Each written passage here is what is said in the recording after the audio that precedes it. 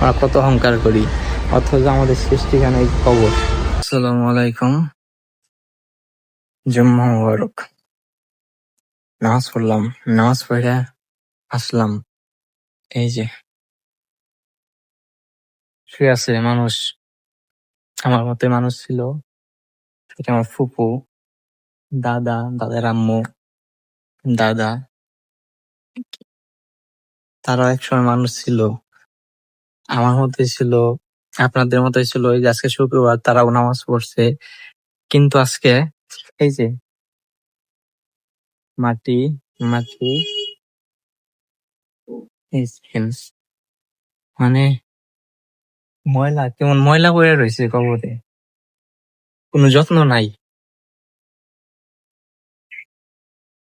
মানে এই যে আমি, এই যে একটা মানুষ, আমি পাঞ্জাবি পরছি, নামাজ পড়তে গেছি, গোসল করছি, পাঞ্জাবি পরছি, পায়জামা পরছি, মানে কত পরিষ্কার। একটু ময়লা লাগলে ওই জামা আবার ধুয়ে দিতে আসি। আর এরাও তো আমাদের মতোই মানুষ ছিল, একটু ময়লা লাগলে তারাও ওই জামা পরে নাই। আর আজকে তাদের কবর, তাই যে কবর ময়লা হয়ে রয়েছে, কেমন চিপসের প্যাকেট, বোতল, চা পাতার প্যাকেট, পলিথিন, কত ময়লা করে রয়েছে। এখন এরাও তো মানুষ ছিল, আমিও তো মানুষ। আমি যখন মরে যাবো, আমার মানুষ, আমরা সবাই মরে যাবো, আমাদের তো কবর হইব। আমাদের ওই যে এমন হয়তো হইব যে কবরের উপরে এইরকম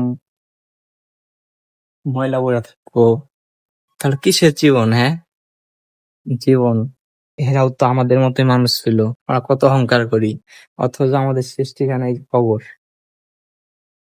মানুষ মানুষ কত অহংকার করে, আমি আমি নিজেই তো কত অহংকার।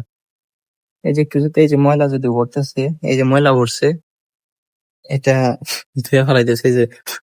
এই যে ফুদে দিলাম, ময়লা সরাই নিলাম, অথচ আমার শেষ ঠিকানা কবর।